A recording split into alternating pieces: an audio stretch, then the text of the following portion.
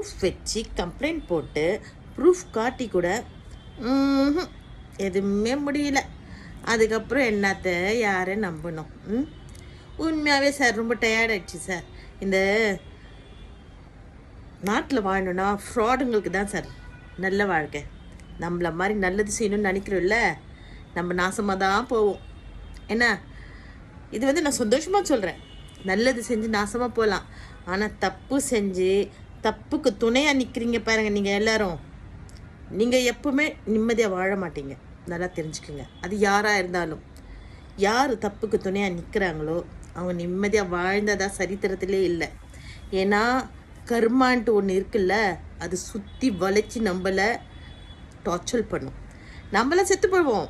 இன்றைக்கி நான் அழுது காசு கொடுத்துட்டு நான் மட்டும் இல்லை, எத்தனை மக்கள் தெரியுமா இந்த மாதிரி காசு கொடுத்துட்டு அழுதுட்டுருக்காங்க. என்னோடய ஃப்ரெண்ட் சர்க்கிள்லேயே எத்தனை பேர் இருக்காங்க தெரியுமா?